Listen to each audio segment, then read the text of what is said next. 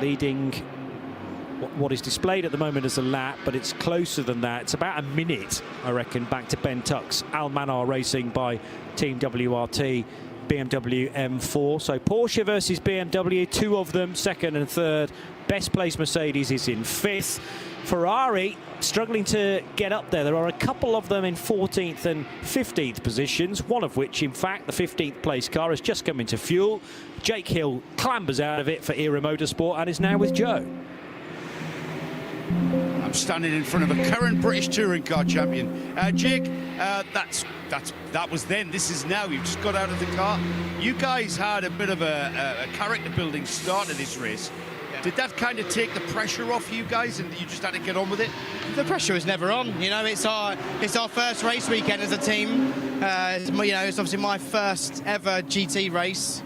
So first time ever racing a GT3 car, and you know, the pressure's not on. Just go and do you. You know, it's a new program.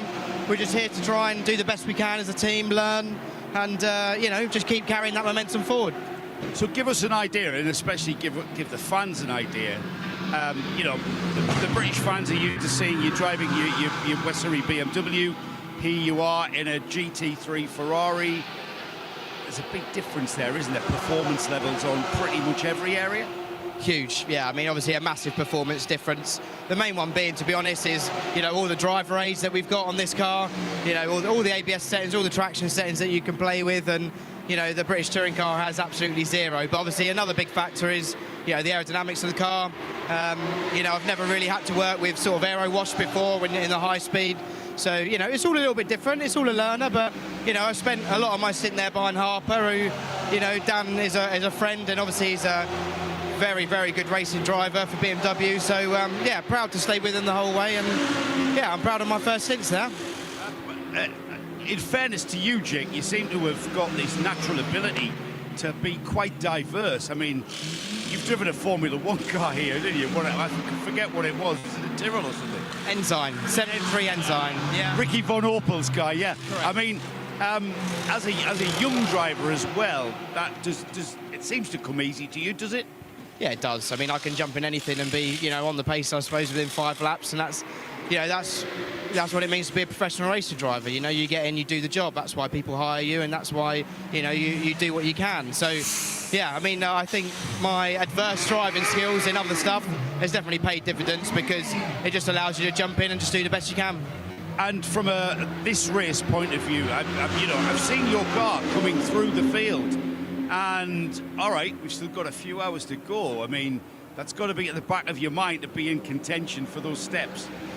To be honest, you know, when we looked at the timing and we knew that P3 and Pro-Am is on, big sense. Yeah. Let's try and get it done. So, you know, the whole crew's behind us. The Ferrari's running really well at the moment. I'm absolutely loving it there. You know, when you're in clear air, you're at low 2s, which is what all the pro guys are doing. So, yeah, you know, I'm really pleased with the stint. And Kyle's in now, the team owner of Era, and hopefully he can pull a good stint in to just keep us in that contention. All right, Jake, it's middle of the night. You've just got out of the car. You're hot and sweaty. I would imagine your brain's not slowing down at all. What will you do now as a race driver?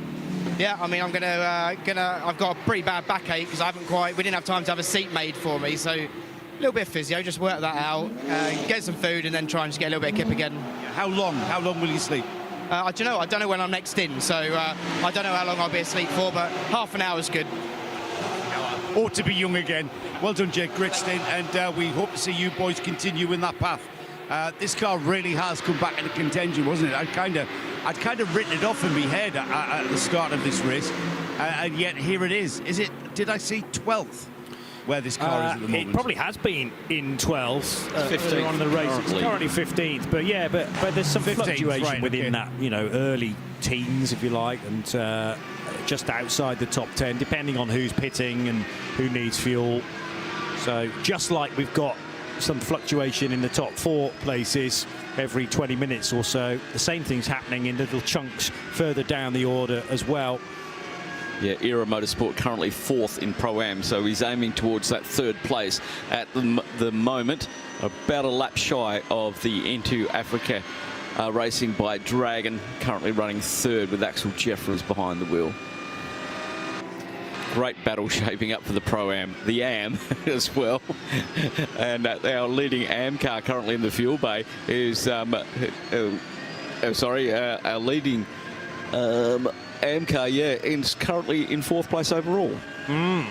Yeah, again, not sure many people would have expected that, but the 2nd place AM car is within the top 7 as well. Yes, Herbert Motorsport and Terzal at the wheel. Just noted, we have a young man by the name of El Bamba behind the wheel of the El Bamba Motorsport car. It's just done that team's fastest lap of the race of 59.604. That team will be heading down to the Yas Marina circuit next weekend. Unfortunately, Earl won't, because he may have some other duties to do at the Raw at Daytona. Yes. So that he can continue his merry way on his IMSA Championship Challenge.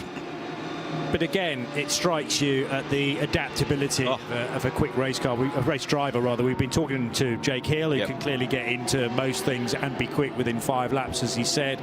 Earl Bamba has been racing Cadillacs in the World Endurance Championship, and when given the opportunity in IMSA as well. But he comes from very much a Porsche background, as do the EBM team. So they're given this Aston Martin, and there's a story obviously about the connection there for this weekend, but it's really not taken Earl very long at all to get on board that car. Clearly conditions are just about as best as they can be. We're in the middle of the so-called happy hour now, so temperatures are pretty cool if you're wandering around the pit lane, as Joe is doing, but the race cars and engines very much enjoy that drop in temperature, where they can work with a little less stress and a little less heat around, so just their performance improves as a result. Indeed. Just going back to Earl Bamba, native New Zealander, currently lives in Kuala Lumpur, and that's why he's recruiting drivers from that area, from the Asian continent, as we can see with Munkong Sira. It's early in the morning, but Munkong Sathan Thirikul and Tanat Sathan Thirikul and Sebastian Santoso, all coming out of the Asian Championships, so he's keeping a close eye on that and building his team up very nicely indeed. And those guys will be back down at Yas for the Michelin 6 Hours of Abu Dhabi next weekend on Sunday. Alex Fontana's just brought his car into pit lane. Don't think they did a driver change, but we'll be able to update you on that just as soon as the car re-emerges at the end of pit road. That's the number 30 Car Collection Motorsport Porsche that also has Roman Mavlanov and Viktor Plekhanov in the driving lineup, together with Matej Kniz and Damir Saitov. So Car Collection Motorsport with a very international field. Alex Fontana, I think, has driven for them before. They're in the Pro-Am division of GT3. Car Collection, again, with some history with Audis in the past, but they made the shift to Porsche a couple of seasons ago. 311 is still pretty busy at this time of the morning. Never does get not busy. No. It just doesn't. It's, I mean, 24 hours a day, 7 days a week Dubai operates. Slightly lighter traffic by about 2 cars compared to when we got this thing going at 1 o'clock. And there have been some big incidents at turn 10 earlier on in the race. Notably the 414, which had a brake failure going into that very rapid approach to turn 10. The Razzoon Northern Racing Porsche and Dominic Olbert, who thankfully was able to walk away from that, but it will have been a big shock to him and a big shock to everyone in the team. Amazingly, they got the car repaired though. And he kept his driver banned, and that's what he was really happy about. Indeed. Indeed.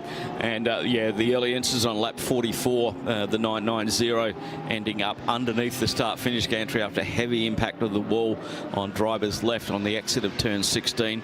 And Kiwami Katayama was okay and getting out that car, and then he came out of that code 60 and went straight into another one with the Team Motor Park number 5 AMG taking avoiding action on the from one of the other cars, the number 81, where we think it was having trouble releasing the code 60 signal. And unfortunately for the team motor park, it was a hard impact into the wall just past turn 2. And that was our second code 60. But as we look at our statistics now, we're on 14 code 60s. And so it's really interrupted the race. 3 hours 42 minutes of slow running, which has sort of reset it many times. And I think the team manager's abacus may be getting worn out. Yeah, with them trying to calculate how to position yourself once that sun comes up and we get into the third stanza of this race. Yeah, 14 code 60s in a little over 16 hours of racing. So it's about 1.14, a code 60 every 1.14 hours, which was not the record we were trying to achieve. No, not indeed. In an attempt to get north of 628 laps. But as we've already stated, as we came back, in fact, sometimes, some years, races just are like that. Yeah.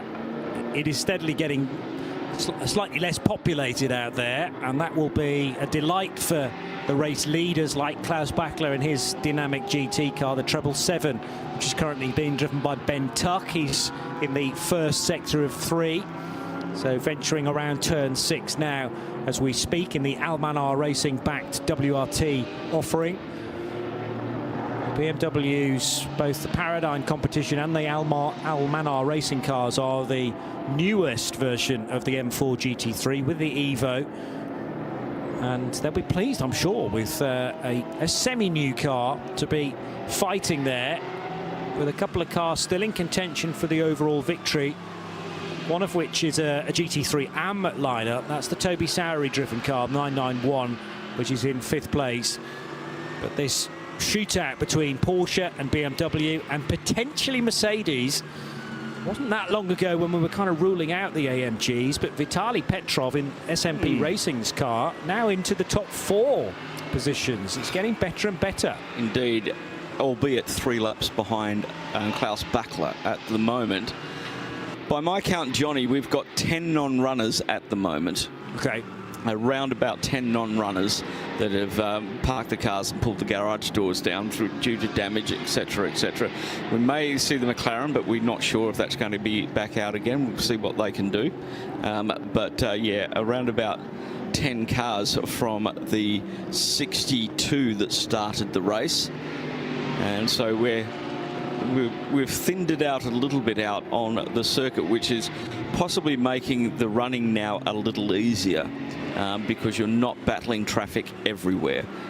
You've got some clear air to cool the front, to cool the tyres, keep the car temperatures under control, even though it is absolutely Arctic out there at the moment. It's almost into single figures. Still not chilly. I mean, relatively speaking, I get what you're saying, but you know, Joe will still be out there in shorts. I think he is. He's got a big coat on. I told him he had to wear one down there. Yeah, or maybe he's heeding that advice now and realising that it's perhaps a little chillier than he was expecting down at ground level.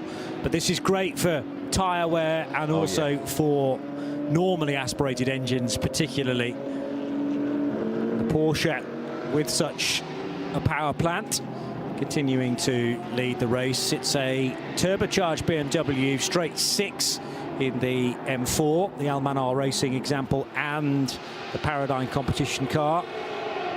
Pure Racing Porsche running in 3rd with Alexei Nesov, and just being brought into pit lane is the treble 1 Grant Donaldson driven IRC GT.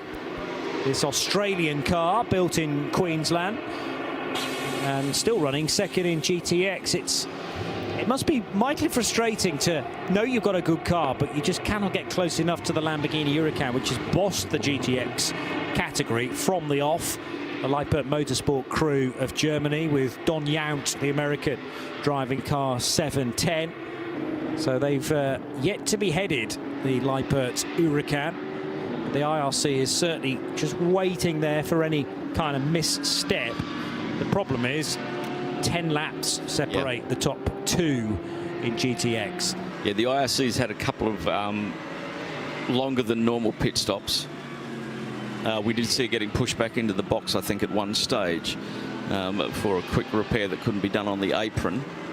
And so it's heading off down into the fuel bay now. Vortex 2.0 running third in GTX, albeit a few more laps behind Gilles Cortez as at the wheel of that car. We're going to see 2 of those down at the Abu Dhabi Michelin 6 Hours of Abu Dhabi next weekend. When we talked to Lionel Amarouche when the car was launched at the previous 12 Hours of Kuwait, he was saying that they're building this brand new full carbon car as to sell, and to, you know, they've worked out what they needed to do with all of the from the Vortex 1.0. And they've built a stunning looking car. Sounds awesome with the 6.2 litre LS3 in it.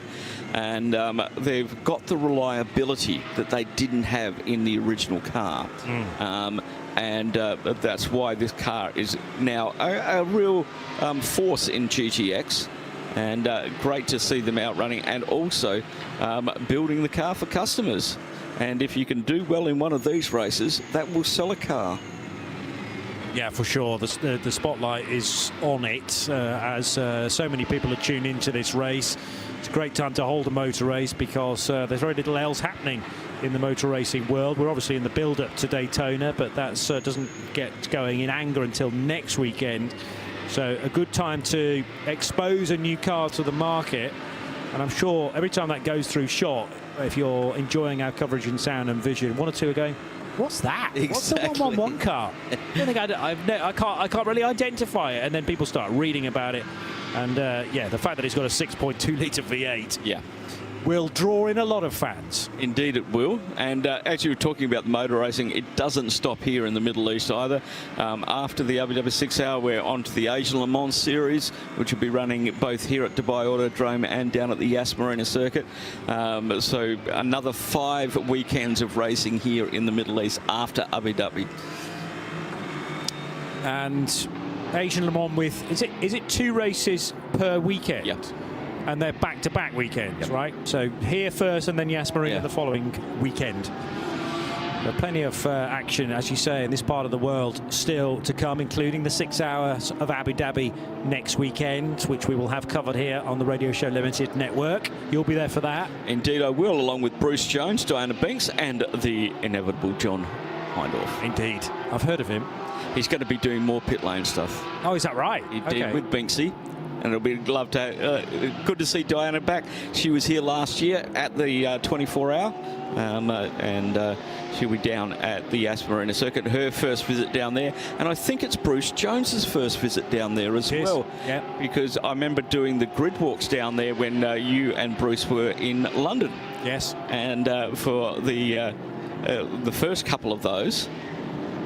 Yeah, he's very much looking forward to ticking off another track. He's got a big old list of those that he still wants to visit, even after all these years.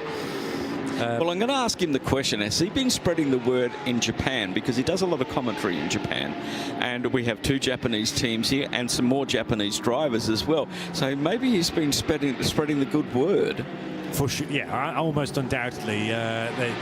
He knows how good the Dubai 24 Hours is, having covered it on many occasions, mainly in the pit lane. I think he did a couple of years, as you've mentioned, in the commentary box as well. So, yes, any opportunity to get some cross-pollination. Yes. Because, you know, it's not that far to travel, is it? We're part way through it to Japan in the flight here. What did it take us? 6-7 hours to come from the UK? Yep, and another 6-7 hours to get to Japan. Oh, there you go. It's easy. It's easy. He can work that out. Great to have the Radio Show Limited network of commentators that will be hosting these events as John's got a very busy month. He has. He's doing the he's doing the Do Ya Day bat. The Do Ya Day bat. Dubai, yes. Daytona, Bathurst. I like that. I think Shay may have actually put that. Happy birthday for yesterday, Shay, by the way, if you're listening. Yeah, Shay Adams' birthday this weekend. It falls on the same day every year, funnily enough. Unbelievable. 21. Again. As Matisse Lismont in his Come To You Racing Aston Martin, the number 40 car, still going pretty strongly in the GT3 Pro-Am division. They would have had high hopes, though, coming here this weekend, and will be on the back foot because they lost a car even before we got going today. Yeah, with a very strange problem, a rear end issue that could not be fixed, and it did go out of the pits, but it came straight back into the pits. Never registered a lap. So, and Joe was the first to point out that it didn't take the start of the race. Yeah. And obviously you come here with a plan. You're looking to try and focus on two cars, and one car can learn from another. You know, there's some communication, generally speaking, between the two engineering teams. Then you can focus on one car, though, and I don't know whether that's actually can have its uses at the same time. Well, where it can be of benefit, you got to remember that the crews are doing a stop every hour. If you take some of the crew from the other team that's not running, you can then get fresher crew to the car in the latter part of the race. Yeah. Okay, so you can use that crew to assist your crew, because there's no rest down there in the pit lane anymore. It's not like these cars are doing 2-hour stints and then coming into the box and you have an hour's sleep. When a code 60 happens, the pits are going all the time, and because we've had so many, the crews are starting to get tired. They've got an opportunity to use the second crew. Yeah. It's something that may help them a little bit later on. It's also the choreography that it has to be so on point at times to make sure the two cars don't clash in the pit lane. You're either pitting them on sequential laps, or it might be the same lap but at different phases. Now you don't have to worry about that at all and concentrate solely on the number 40 car. Aston Martin fans do have a couple of cars still to shout about. The EBM car's going as best as it has done all race, with Earl Bamber at the wheel, and Matisse Lismont has just brought his number 40 car into the pits, Joe.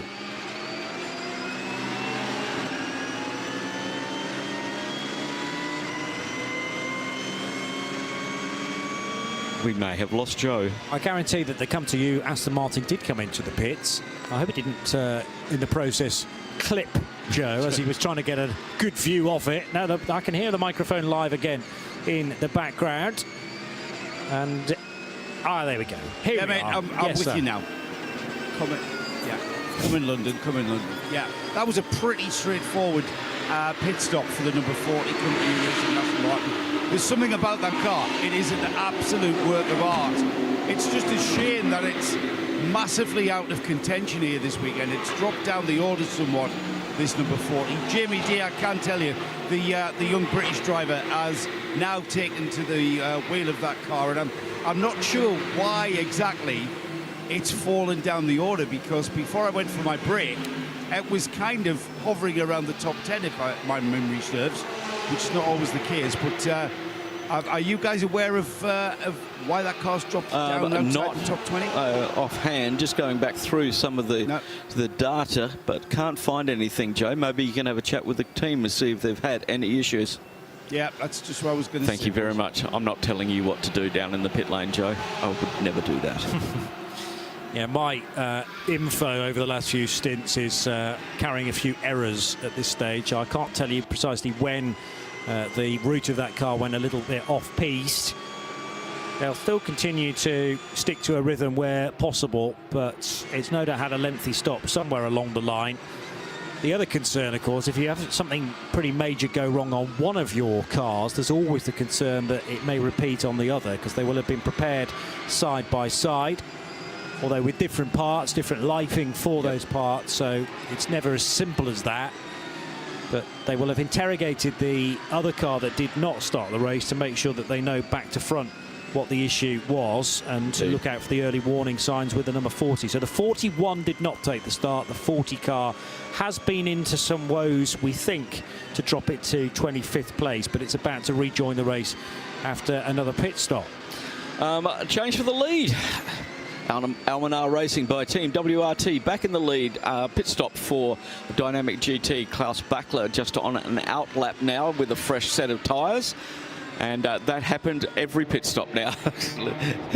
There's like just on a minute between those two cars as they compare the pit stops.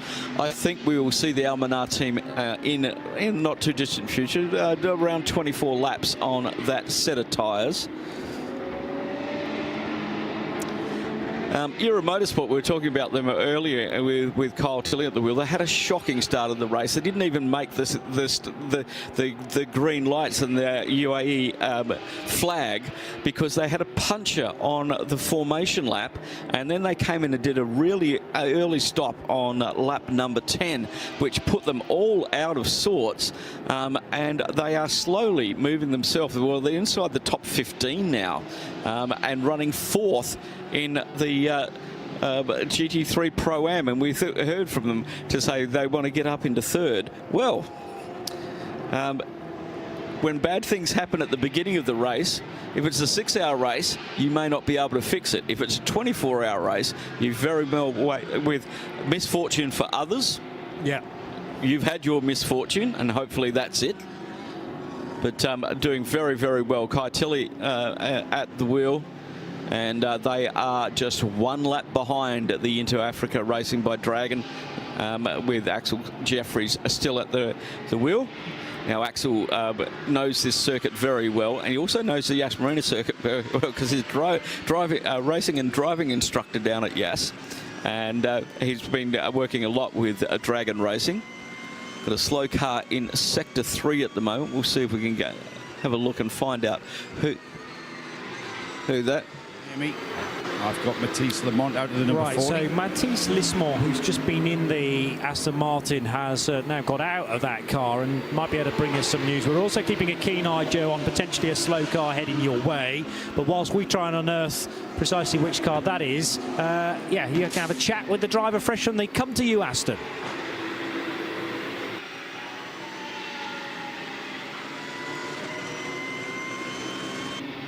As to your car was doing well and now it's dropped down the order slightly. Has there been a problem at all? Oh yeah, we've been hit. We've been hit on front right on entry of a corner. So we lost our steering on the front right wheel. We had to wait, get the third car on the tow truck, get it back in, get the mechanics to repair it, and head back out. Lost a lot of time there, but I mean, it's bad luck, I guess. Still, the car now is amazing. The mechanics did a fantastic job repairing the car super quick. But yeah, we're now still going, just finding pace, being as quick as possible, and see where we end up. And was the car is fixed? It was good for you on the pace? Everything is fixed. The mechanics did an amazing job. Car drove like new. Okay, thank you, Matisse, for bringing us that. There you go, guys. The number 40 has had a problem. Matisse Lismont explained that very eloquently, didn't he? It's what endurance racing's all about, isn't it? It's how you address the adversity. Yeah, and Lismont, a talent from Belgium.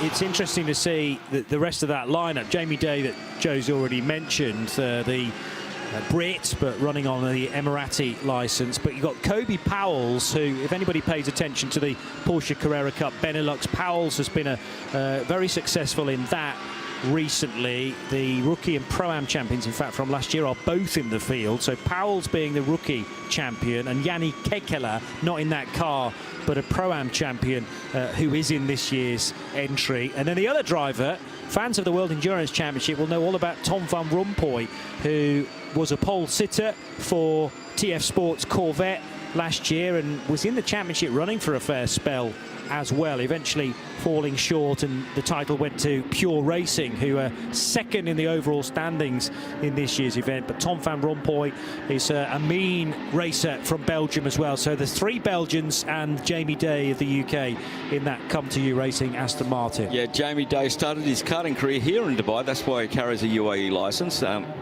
His dad runs XL Motorsport, that runs a load of Formula 4 cars over the last probably 5 seasons.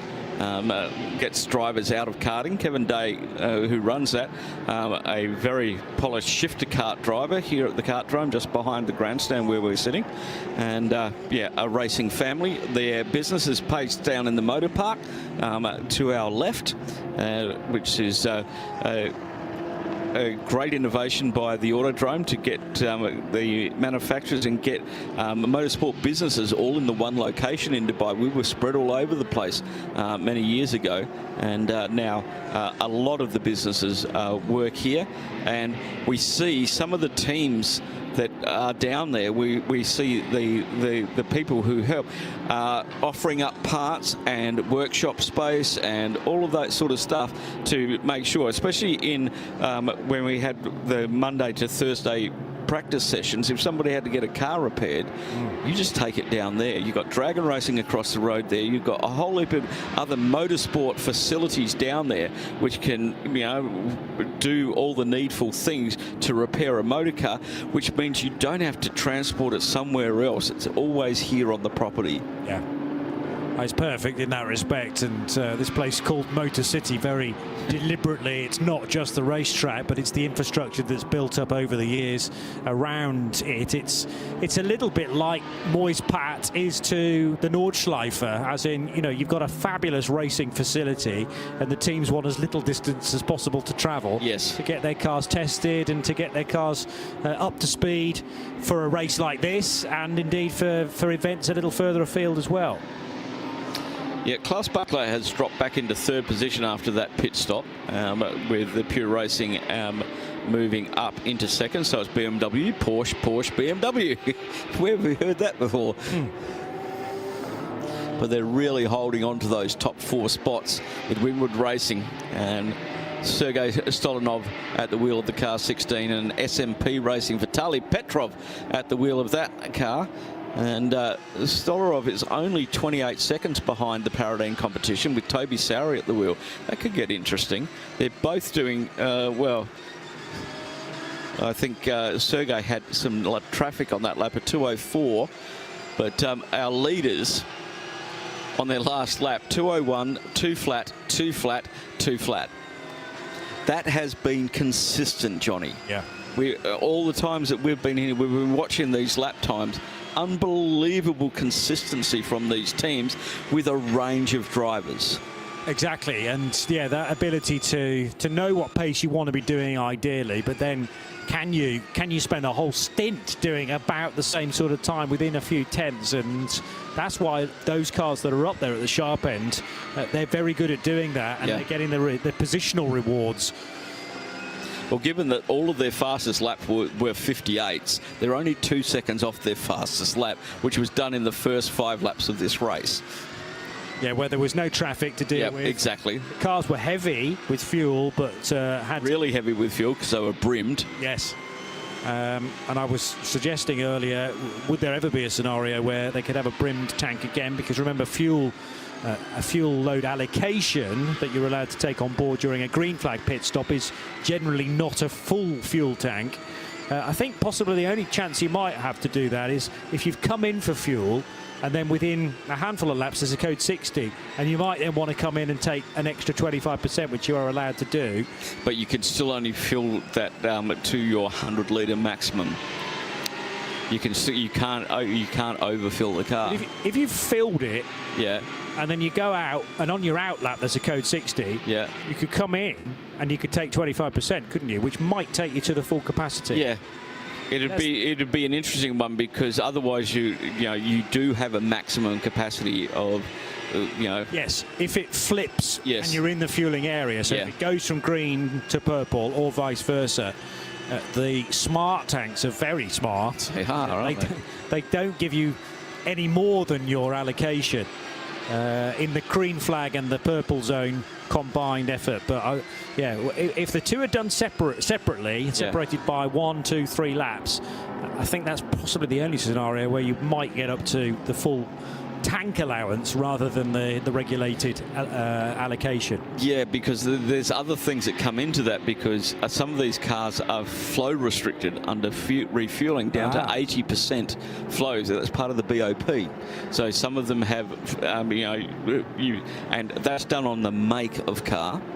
And so whatever the balance of performance is on that car, and then in what category you're running as well, there's BOP on that. GT3 cars, they're -5 litres on their BOP, and that across the GT3 field.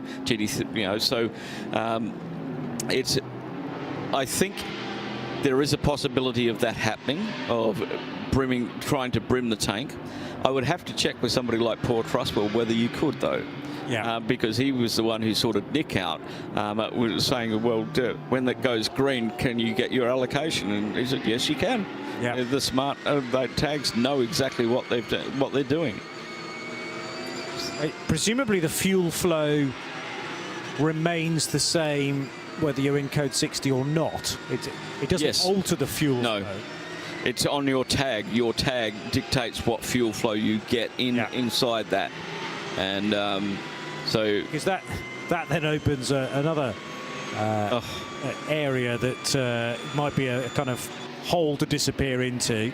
In that, I mean, maybe 24H series wouldn't rule that out in the future, but fuel flow might be restricted into code 60 to say, well, you can have a bit more fuel, but it's going to go into the car at a slower rate. But we don't have to worry about that at this stage. So the Audi is 1290 is their weight. If you're running in GT3, you have to add 30 kilos to that as BOP. 100 litres is your tank maximum. Okay, your fuel maximum, you -5 because it's GT3, and you have 95% flow rate. Okay, so that's on a make of car. And you go through all of the BOPs. Now with the M4 being a brand new car, 1,305 kilos. You run that in GT3, that's 1,335 kilos. 100 litre fill maximum, 95% flow rate. So they've gone through this 911 GT3Rs, 90% flow rate, 95 litre maximum fill.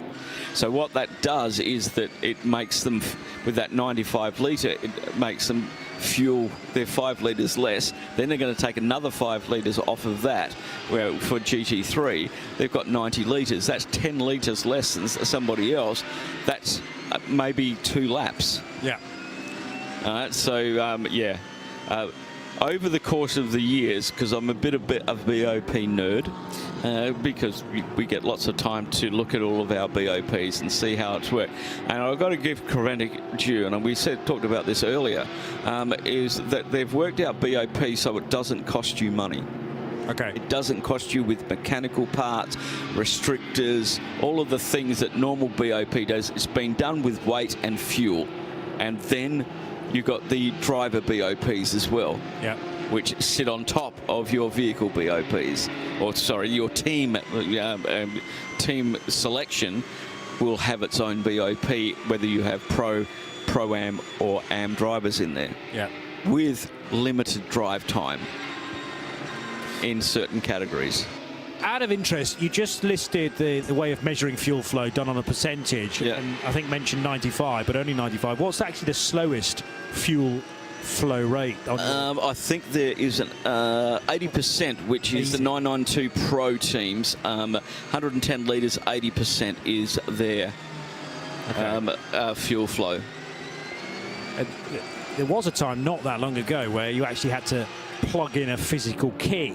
Yes. It was just a hole, I think, cut into some metal, and that governed the fuel flow.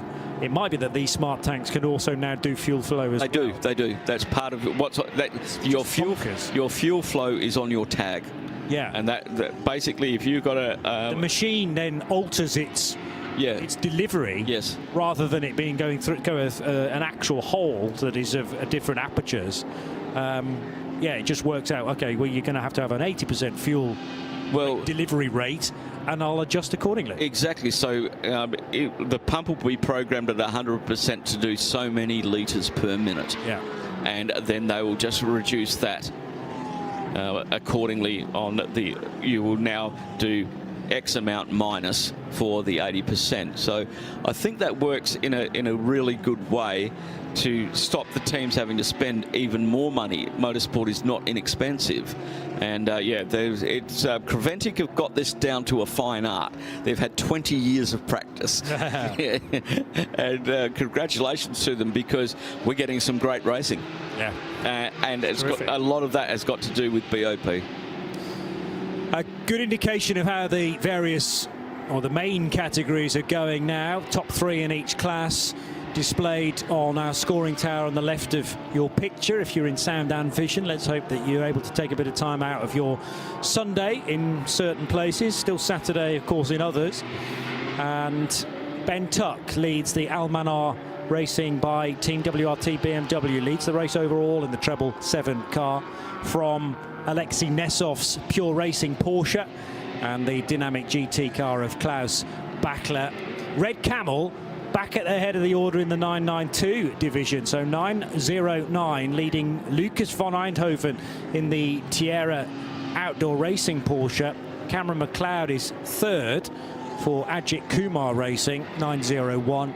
GTX still led, of course it is, by the Lamborghini Huracan of Lippert Motorsport and Don Yount from the Treble 1 racing car. That car's been in the pits for some time though now, which is the IRC GT. Mark Griffith last piloting that. AGMC's number 438 is at the head of the order in GT4, which is Ramez Azam's BMW from Tommy Graborg's Porsche, SRS Team Zorg Rennsports example. Then Ben Bunagel in the 496.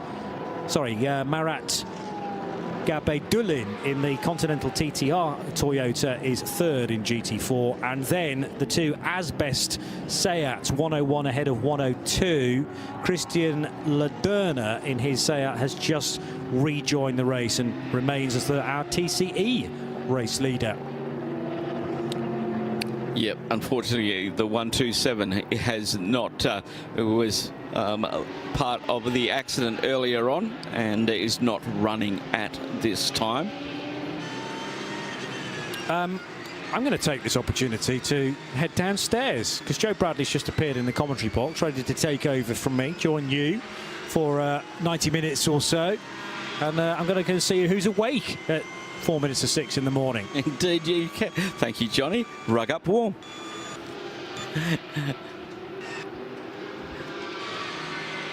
Just over 7 hours remaining in this, the 20th edition of the Michelin 24 Hours of Dubai here at the Dubai Autodrome. Also celebrating 20 years this year.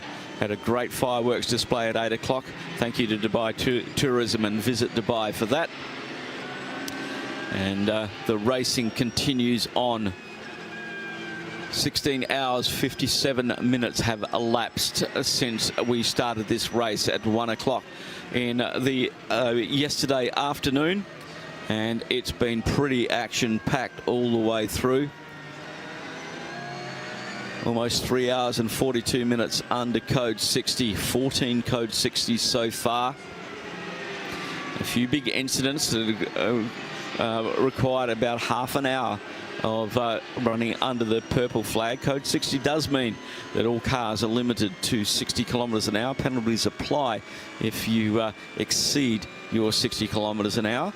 And there's penalties for a lot of things, and we're seeing them come up on our timing board at the moment. Nothing really bad for the top 10. A couple of 4s, a couple of 2-second penalties, and that's for speeding under the code 60s. You've got 2 hours to serve those penalties, but you can't serve them under a code 60 either.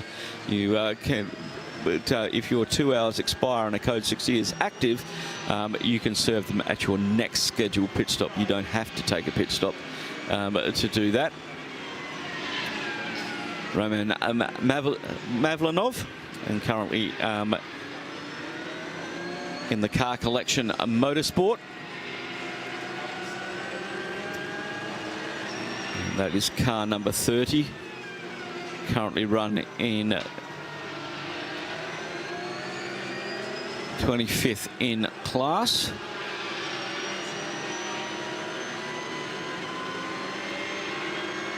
And that's the Car Collection Motorsport Porsche. He's 11th in Pro-Am at the moment, giving us a great nighttime view around the circuit at Dubai Autodrome. Just coming up through the 3, 4 and 5. This is 4th into 5 if you're watching on the live stream.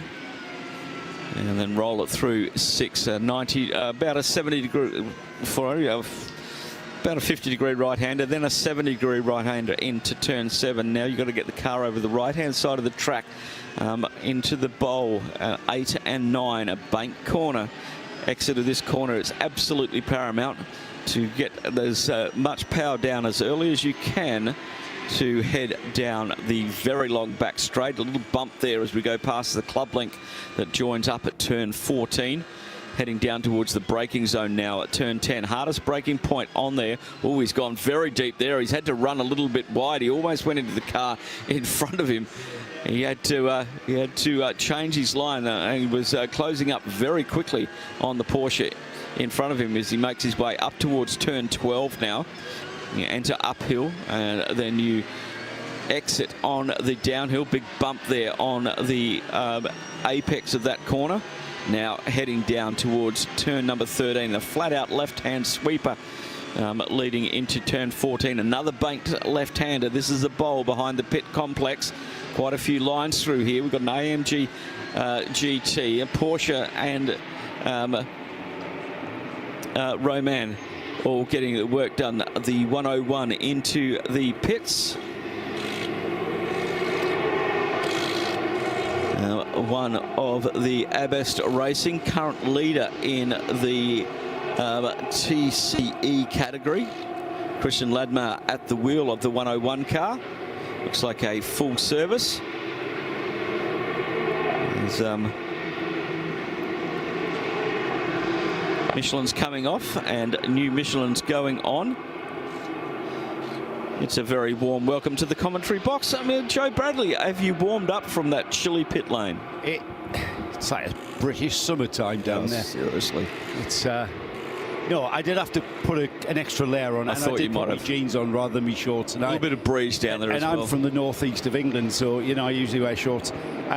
It was getting. I think it's not freezing. I think, what is it, about 11 or 12? Yeah, last time I checked we were into the 12s. We're due to get down. I mean, 12 degrees, what happens when, because we had 27, 28 degrees yesterday when the sun was out. The thing about tarmac is it's kind of like a little bit of a heat retainer. And the heat stays deep in the tarmac, and we're not having a problem with tyres. No. However, I'm saying we're not having a problem with tyres. We're not having a problem with tyres because the Michelin tyre engineers are right on top of that, and they're advising, and the team engineers that are setting tyre pressures to suit the track temperatures, but they're not extreme track temperatures, if that makes sense. Yeah, true. 12.3 at the moment. 5 kilometres behind us, it's 9.6. Is that further inland? Yeah. Right. Yeah. So that it is cold in the desert at night, isn't it? It is indeed. And is that so that far inland? Is that desert or that's is that desert? Urban? That's desert. Right. So that's why it's cold. Isn't Yep. Indeed, it is full of sand hills, sand dunes, and camels. Yeah. And sand deer. So what did you say it was how cold? 9 degrees. 9. All right. Yeah. Anything under 10, you need your big coat. We don't go outside. Do you even have a big coat, Phil, living out here? No, it's in Australia. Yeah, it's in Australia. No need for any big coats. It's just extra clutter you don't need in the house. It's like my mate Tim, who lives in Florida. I wore a scarf. He was like, "What is that?" It's a scarf, mate. I tell you what, he would have offered me 100 quid for me scarf at Goodwood that year. Oh, really? In the members' meeting, it was in late March. It was absolutely bitter, and then he understood why we wore scarves. Yeah. That seemed like a routine pit stop. It did indeed. Everything seems to be going sweet. Is that the car that's the problem? No, that's the one leading that class at the moment. I think it was the other one that had the other Asbest team. It's got a massive lead in TCE, that car, hasn't it? It does, yeah. 345 laps completed for the Asbest car 101, and the next car in TCE, which is also in the TCX class, it's its sister car, the 102, and that is on, let me find out because my eyes have gone again, 270 laps. Yeah, in the fuel station for Askey Gupta at the moment. We won't click over if they've done a driver change until they exit the pits and go over the timing line on pit exit. We'll keep an eye on those two Seats, and one's a Cupra Cup car. The other one is one of the Seat Leon races, which was the racing series before the TCRs were developed. I'm familiar with it. There was a British Championship. Oh, okay. In the mid-2000s, yeah. Harry Volkard was the B-class champion, who we then took on to drive a touring car. Yeah. So yeah, it must be the oldest car in the field then. I think that is maybe after 2010. Okay. I think the car changed shape, but it's got the paddle shift gears. Yeah. I think it was a DSG box. I never ran one. I'm not that familiar with them, other than sort of being on the sidelines watching their series. But it was a very popular series because it had a massive support system from Seat Sport. Okay. Massive. In a very similar way to Renault Sport. Okay. Yeah, I'm with you. Their Renault, so Formula Renault Clio Cup. Yep. Seat were exactly the same with their national series, and it was absolutely huge in Spain. Oh, actually. Yeah. Great cars, though, very robust, very, as race cars go, they were very easy to maintain, and they weren't demanding as some cars that I've been familiar with. Oof. Oh no, that was brave. That was a Daniel Ricciardo licking the send of that one. Roman Mavlinov in the car collection Porsche. 3 wide into turn 10. Into turn 10, and you know what, Phil? That for Mavlinov was. He was committed. He was very committed, but he was also very confident. He was indeed. That the driver that was overtaking the other driver was aware that he was also being overtaken. Yes. At this time of the morning, what is it here? It's around about 6:06. Sunrise in exactly 1 hour at 7:06. But yeah, I took an intake. That was why I took an intake of breath when I saw that one. I heard you. I just went, oh. That kind of pulled your shoulders in as well, man. Yeah, I just went, oh. Yeah. I was just watching that car on the left to see if he's going to start to turn in, because there's not many places you can go when you're that far up the inside down at turn 10. And like I say, the driver overtaking the car. He's doing a lot of overtaking. The car in the middle was focused on the car on his left. Yes. Monitoring him, he would have been, he'd have checked his right-hand mirror and then forgot about it. And then Mavlinov came from literally nowhere. But that was a decisive move through the traffic. Currently 25th. He's got his traffic management up. Oh boy, the AMG had a big tank slapper in front of him. That was this battle's been going on for a little while. And as they head around behind the pit complex, sorry, onto the backstroke. Incredible. 25th in class is what I saw. Phil, he's actually 35th overall, is that? Yes, it is. Yes, it is. 35th overall. Yeah, 11th in Pro-Am for GT3. Quite a way down the field. Car being engineered by Jody Firth. I'm not sure if you're familiar with that name. Jody was part of the Embassy Racing. Okay. Ran prototypes in the. It wasn't the World Endurance Championship at the time. Back in the late 2000s. Yep. So that car being engineered by him. This three-way battle's been going on for quite a while, and I think Roman's getting a little bit tetchy. He just flashed the lights at the Merc in front of him. They're so close that the dancing ants are over the top of each other, and I can't pick its number up. There's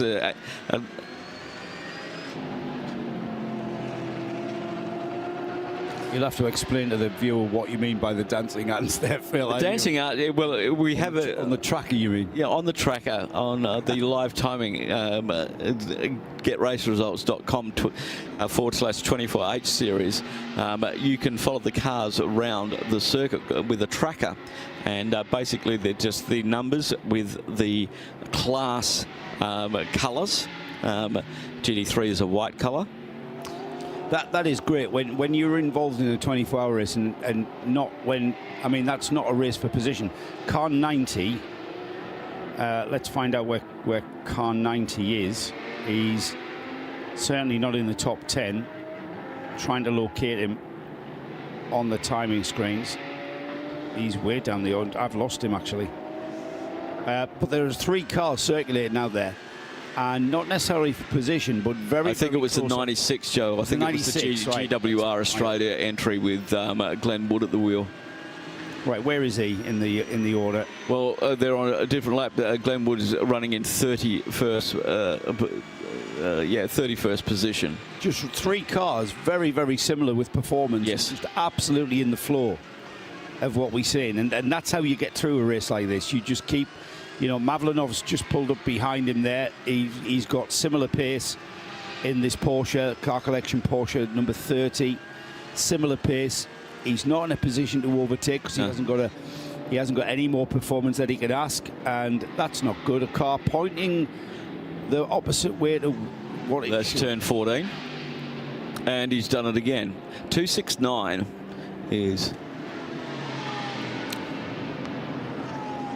That's a Herbert Motorsport car, isn't it? 269. Vincent Kolb. Vincent Kolb there in the 269, just looping the car at, I think that was coming out of... that was in the bowl, that's turn 14. Right, turn 14, and then trying to get the car back on track. Tried to do a donut to get the car turned, and the car turned on him on the dirty off-track. No grip whatsoever there. Didn't look like anybody else was involved in that one, and I mean, he won the Spa 6 Hours endurance in the GTS 12 class last year, so quite a bit of experience. Also, second in the VL and Lungstracken series and an SP9 Pro, so he's got some endurance racing under his belt, especially around the Green Hill, and Dubai Autodrome shows that it is quite a technical circuit. Yeah. He's he is a proper driver, is Vincent. Yeah. And they are currently 3rd in the AM class of GT3, so very, very much a contender for meeting him on the podium. The accolade of meeting Nick Damon on the podium, in fact. Oh, if that's no motivation for any driver out there, I don't know what is. Well, there's nothing more motivating than meeting Nick on the podium. Klaus Bachler back into the lead. The dynamic GT has been seesawing back and forth between the Almanar Racing and Paradigm Competition and Pure Racing. This has been going on for the last 10 hours, Joe. These cars have just been swapping positions on pit stops.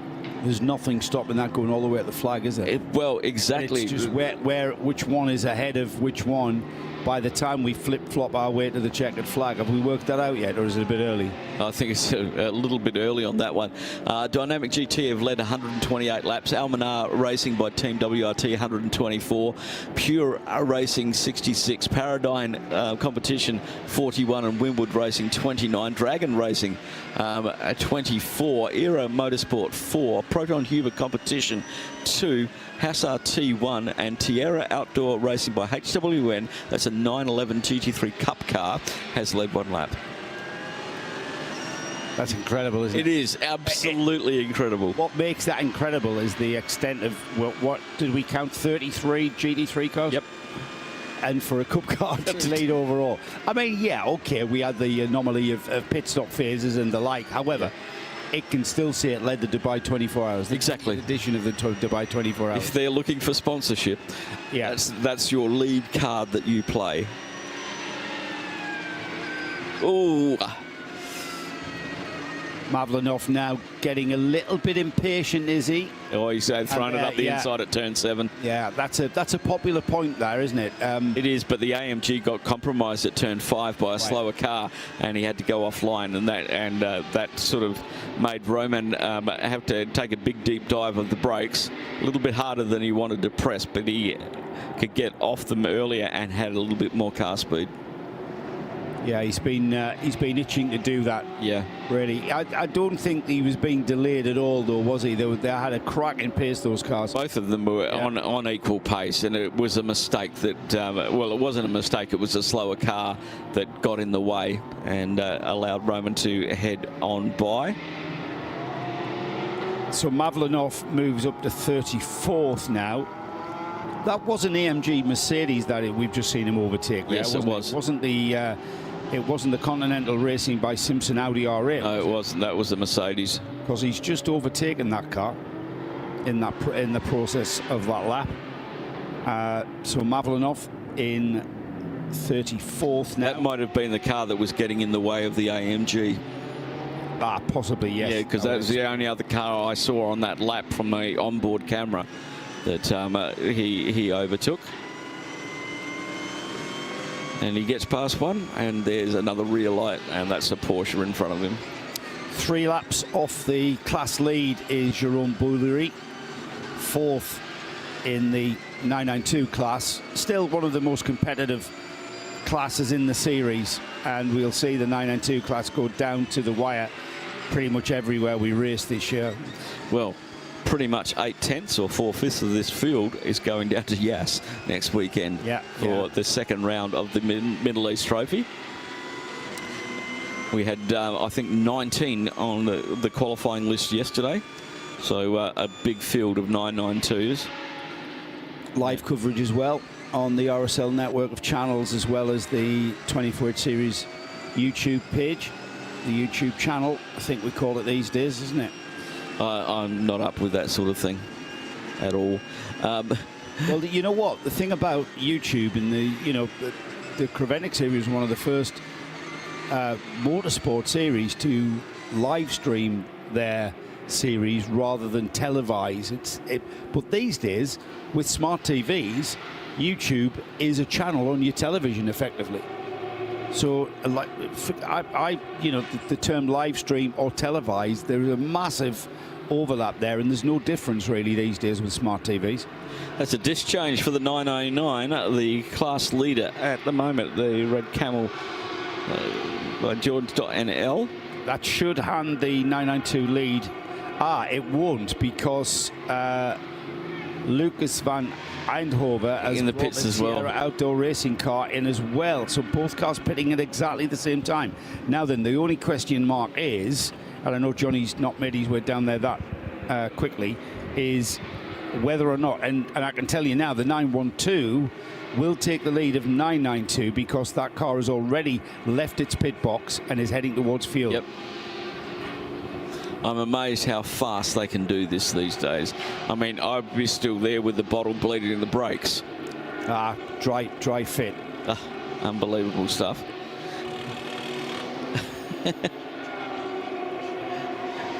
Johnny is there. Johnny, Johnny Palmer, welcome to the pit lane on the 20th edition of the Dubai 24 Hours. Breathe in that brake dust, my friend. Oh, too right. This is the bit you don't get from the commentary box, of course, is an ability to smell the race, to smell the motor racing. What I'm waiting for is to have a quick word with Ivo, because he got out of the car and then he was transfixed on precisely what was going on, mainly on that left side. I was just trying to detect whether he thought there was a problem with the car, whether he'd been nursing something over the last hour or so. I'll give him a moment to take his semi-open face helmet off, but he's still chatting to the mechanics down here, making sure that maybe something was done correctly, or that they were checking what he had reported on the radio. Ivo's effectively team principal, isn't he, at Red Camels? He's the man behind putting the Red Camel Jordan team together. So we'll, he's going to have to take his helmet off, I think, Johnny. So just basically so he can hear you. Yeah, it got very animated there with the flapping of the hand suggested to me that there was a brake issue. Yeah, they need to pump the brakes. Yeah, pump the brakes. So yeah, Just shout up, Johnny, when you've got Evo, and we'll hand it straight to you. now the IRC leaving the pit lane as well. Have you seen that up close?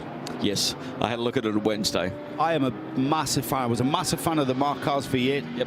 I'm a massive fan of those tube frame cars. That Silhouette cars, yes. silhouette cars. That's the word. They sound phenomenal. They look phenomenal. It looks like it's doing 120 miles an hour when it starts. Exactly. What's that car modelled on? Is it a Camaro or something? I'm not really. I've tried to figure it out. It's sort of like it's sort of between a Mustang and a Camaro. Yeah, it is. It has. It's like the when we had the Mark car, the Mark GT here. And Bruce Jones said that was the best sounding car he ever heard. And he stands up on the top of the hill at Goodwood when everything runs up there. But they run on a Coyote engine. This is an LS3. We've had that leader change then in the 992 division, and Ivo Breukers, I was trying to work out precisely what you were looking at in that pit stop. You seem to be glued to the work going on.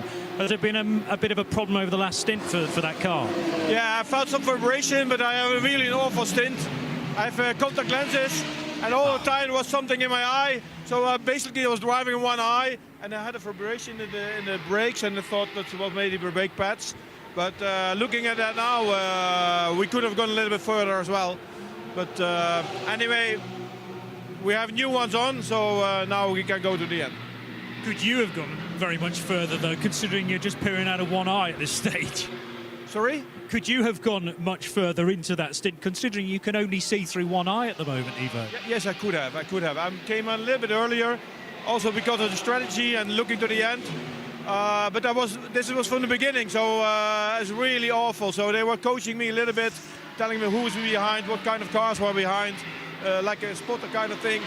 So that helped me a lot, but I was so much in pain, and it was awful. I won't keep you for too much longer with that in mind, but thinking about the car that you're mainly up against at the moment, which is the 912, full of other Dutch guys, so you must know those guys out of the car, but it's fiercely competitive between your two cars at the moment. No, it's extremely competitive in this class. The level is very, very high. It comes down to the last seconds, not only in driving, but also in strategy, fueling, and all these kind of things. But that makes it very attractive. The level is really very high. If you look at all the teams, and to be honest, I'm not sure we can stay on top. Go and get those eyes soaked in saline or whatever it needs, and hopefully some relief. Thank you, Ivo. I will. Thank you. Really good stint, considering, like I said, he could barely see a thing. It's dark, and he's only got one contact lens. You could really see his right eye was very bloodshot there. Another car that's come into contention with the flip-flop aspect of the pit stop in the 992 class is, of course, I didn't consider the 901. That's Cameron McLeod in the AJITHKUMAR Racing with Bas Kooten. That car has taken the lead and gone a lap ahead of both the 911 and the 909. The 912 has stayed behind what looks like on their outlap. I think that'll change. I think the 912 will go ahead of the 909 and go into third in the class. Second in the class, just a lap off the leading Cameron McLeod car, that's 901, is the 911 Jerome Bouverie in the TFT Racing. So, as Ivo said, this is a very, very tight class, and if we're going to get this flip-flop effect all the way for the next 6 hours, 6 hours and 22 to be precise, that's what's left. I don't know where I would put my money, Phil. Either do I now. If I was a betting man, that is. During the break, I spoke to one of the HRT drivers in the 929 car, Alex Renner, the name you should remember from the car. I was saying that was Alex at the wheel in the when we were doing the Clio Cup. Alex Aurelius Renner is his son. They both have the same name. That's why the Aurelius is there. Right, I see. That's okay. So he's normally driving that car, but he decided not to, as the 496 has a little moment in the bowl. Now that is the Supra from Continental Racing by TTR. And is he going to try and make it into pit lane, moving to the right-hand side of the road? Murat Gabadellin at the wheel of that, and he's staying out of the pit lane. A bit hanging off that left-hand side there, Joe.